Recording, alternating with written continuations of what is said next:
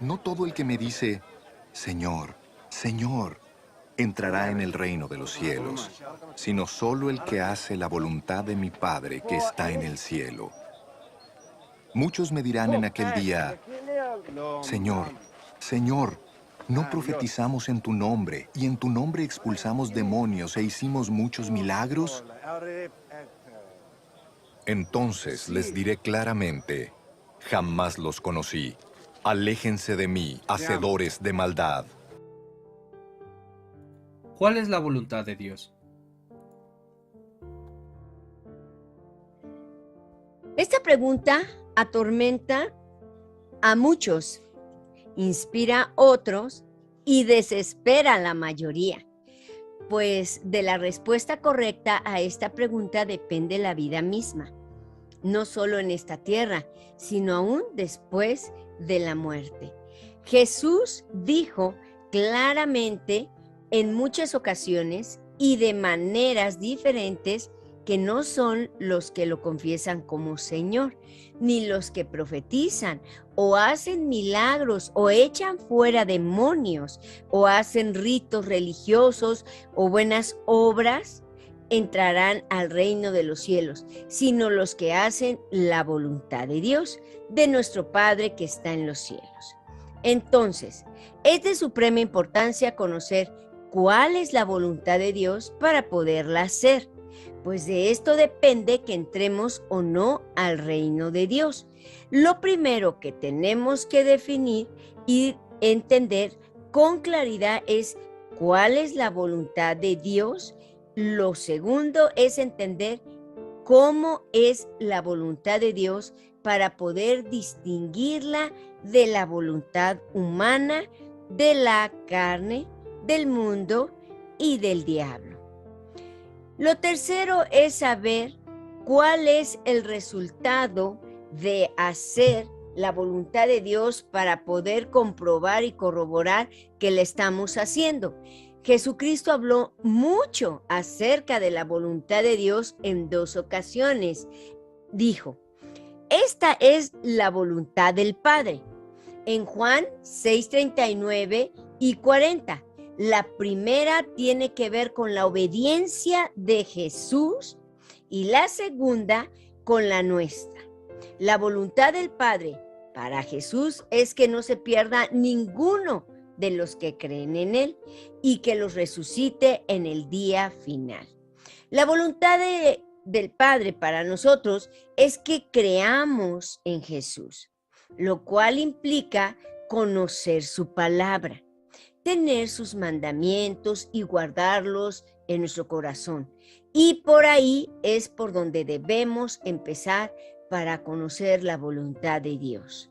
Leyendo, estudiando, conociendo y entendiendo los evangelios y el Apocalipsis, porque ahí están registradas las palabras y enseñanzas y hechos de Jesús. De ahí se deriva todo lo demás.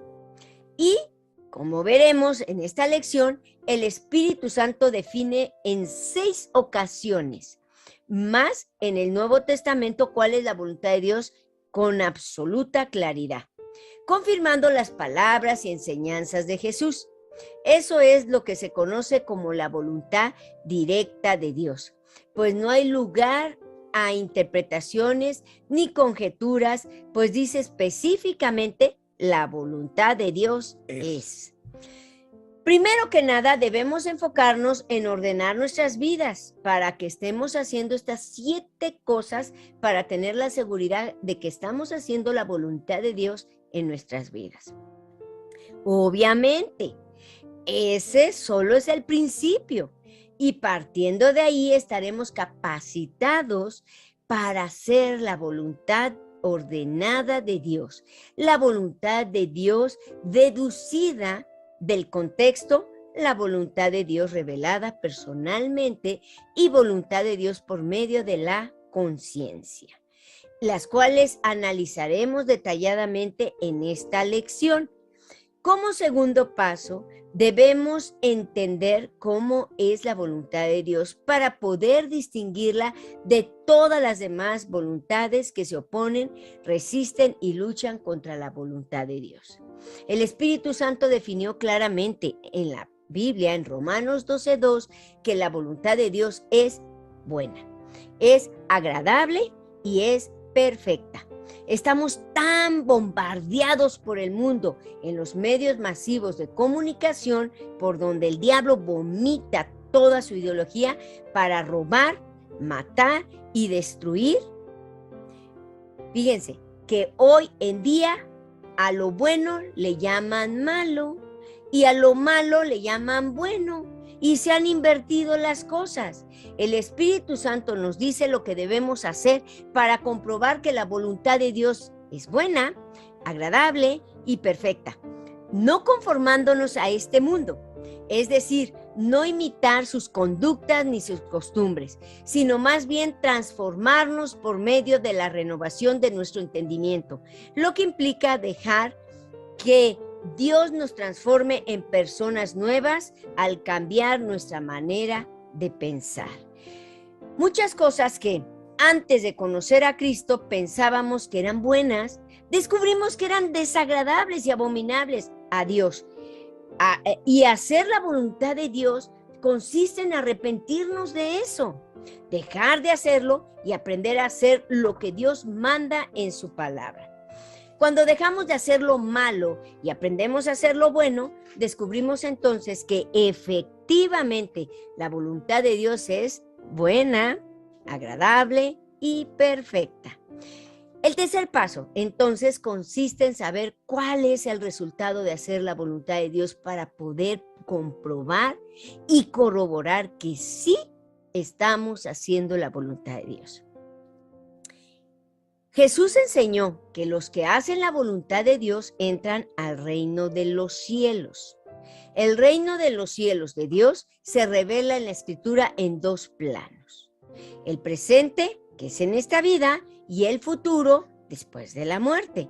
Romanos 14 y 1 de Corintios 4 definen lo que es y no es el reino de Dios. El reino de Dios no consiste en comida, ni bebida, ni palabras, es decir, en cosas externas, entre ritos, en tradiciones humanas. El reino de Dios consiste en justicia, paz, gozo y poder en el Espíritu Santo.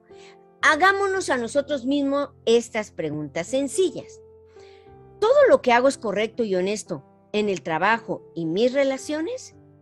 ¿Experimento la paz de Dios o vivo con miedo o intranquilidad?